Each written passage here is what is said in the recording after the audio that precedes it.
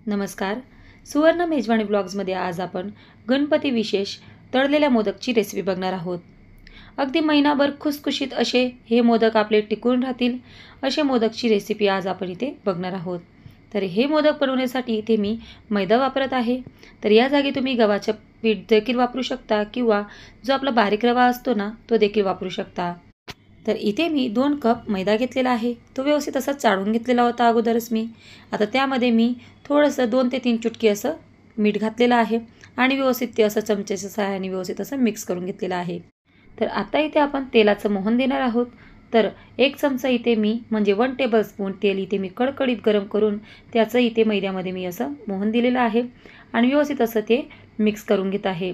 आता हाताच्या सहाय्याने मी ते सगळं तेल असं मैद्यामध्ये सगळीकडे मिक्स होईल, एकजीव होईल असं मी इथे हाताच्या सहाय्याने मिक्स करून घेत आहे. आता मिक्स करून झाल्यानंतर त्यामध्ये मी थोडं थोडं पाणी घालत असा मीडियम आकाराचा असा घट्टसर असा गोळा तयार करून घेणार आहे.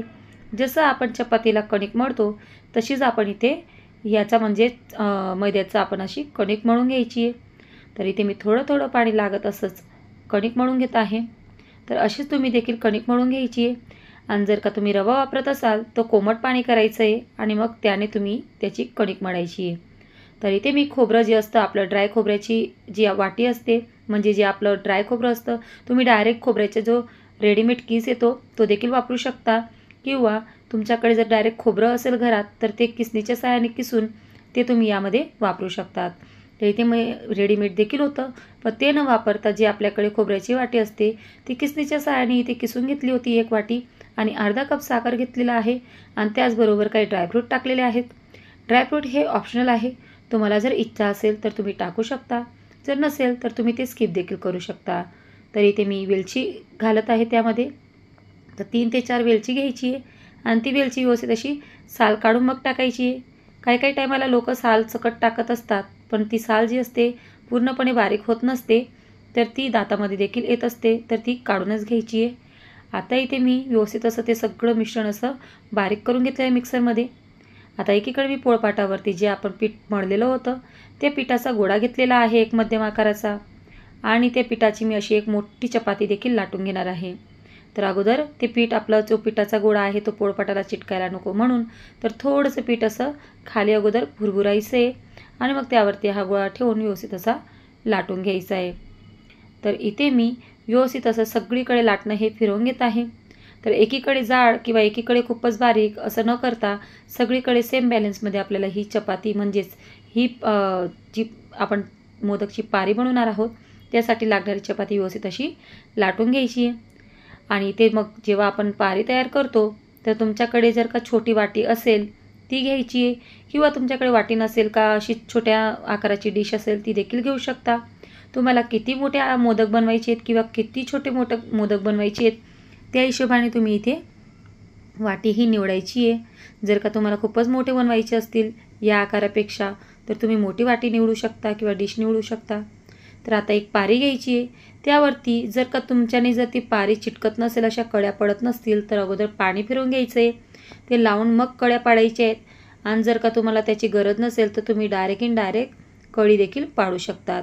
तर जे काही आपल्याकडे जे सारण आपण बनवलेलं होतं सुक्कं सारण ते आपण त्यामध्ये टाकून देणार आहोत चमच्याच्या सहाय्याने आणि व्यवस्थित असं आतमध्ये प्रेस करत करत त्या कळ्या व्यवस्थित एका दिशेने आपण त्या वळून घेणार आहोत आणि मस्तपैकी त्याचं असं तोंड दाबून घ्यायचं आहे.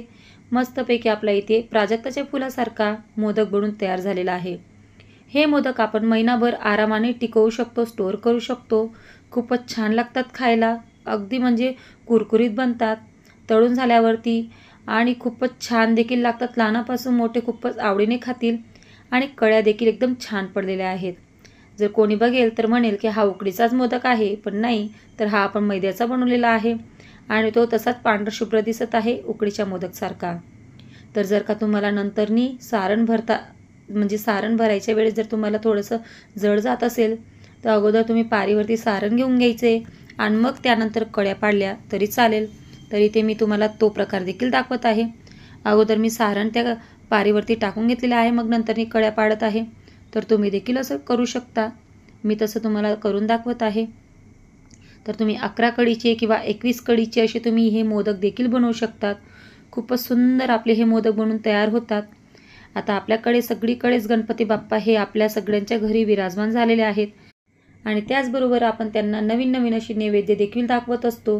तर त्याच नैवेद्यामध्ये तुम्ही हा मोदक नक्की दाखवून बघा. खरंच खूपच छान आहे आणि गणपती बाप्पाला देखील आवडेल असं मला तरी वाटतं, कारण त्यांचा आवडता नैवेद्य म्हणजे मोदकच आहे. तर तुम्ही नक्की ही रेसिपी ट्राय करा. तर सगळ्याच मोदकच्या पारींना अशीच कढी पाडून घ्यायची आहे. मी सगळ्याच पारींना पाणी लावलेलं नाही आहे, पण खूपच लोकांना पारी ही करत असताना किंवा कड्या पाडत असताना कड्या ह्या नंतरनी जुळत नसतात, चिटकत नसतात. त्यासाठी मी इथे तुम्हाला पाणी लावून दाखवलेलं आहे. तर असेच आपल्याला सगळे मोदक हे बनवून घ्यायचे आहेत. बघू शकता आपण किती सुंदर असा आपला हा मोदक इथे बनून तयार झालेला आहे. तर इथे मी तुम्हाला सगळे मोदक कसे बनवायचे, मी सगळे मोदक कसे बनवलेले आहेत याची रेसिपी मी तुम्हाला इथे दाखवत आहे. आणि जर का तुम्हाला माझा हा व्हिडिओ आवडला, ही मोदकची रेसिपी आवडली, तर नक्की मला फीडबॅकमध्ये कळवायला विसरू नका. माझा व्हिडिओ नक्की शेअर करा, लाईक करा, माझे यूट्यूब चॅनलला नक्की सबस्क्राईब करा. आणि जर का तुम्हाला काही वाटत असेल त्यामध्ये विचारण्यासारखं, तर मला नक्की इनबॉक्समध्ये विचारा जर तुम्हाला काही अडचण येत असेल तर. तर इथे मी एकीकडे तेल अगोदरच गरम करायला ठेवलेलं होतं. आता मी त्यामध्ये हे जे मोदक आहेत ते 4-4, 5-5 असे मोदक इथे मी तळून घेणार आहे. मोदक तळत असताना तेल हे अगदी मीडियम तेल गरम करायचं आहे, कारण तेल जर अगदी कडक गरम केलं तर वरचं जे असतं म्हणजे वरचं जे कवर असतं मोदकचं ते चांगल्यापैकी असं आपल्याला शेकलेलं तर दिसतंच, तळलेलं दिसतं, पण आतमधून जो भाग असतो तो कच्चा राहतो. त्यामुळे मोदक तळत असताना तेल हे मीडियमच असावं, जेणेकरून आपले मोदक हे आतमधून पण शिजतील, आतमधून पण फ्राय होतील आणि बाहेरून देखील फ्राय होतील. तर इथे आपले हे मोदक व्यवस्थितपैकी असे आपण इथे फ्राय करून घेतलेले आहेत. खूपच लालसर इथे करायचे नाही आहेत मोदक किंवा खूपच असे सफेद असे राहू द्यायचे नाही आहेत. तर बघू शकता आपण कलर देखील छान आलेला आहे. तर सुंदर असे आपण इथे मोदक तळून घेत आहोत. तर इथे मी दुसरी बॅच देखील अशीच तळून घेणार आहे. तर इथे मी दुसरी बॅच तळत असताना मोदक जरा जास्त प्रमाणात टाकत आहे, कारण अगोदरच आपण 4 मोदक हे तळून काढून घेतलेले आहेत. तर तेल जे गरम झालेलं होतं त्याचं टेम्परेचर थोडं आता कमी झालेलं आहे. तर तुम्ही त्यामध्ये जरा जास्तीचे मोदक देखील टाकू शकता, जेणेकरून ते हळूहळू असे फ्राय होत राहतील. तर इथे मी हे बाकीचे मोदक तळून घेत आहे.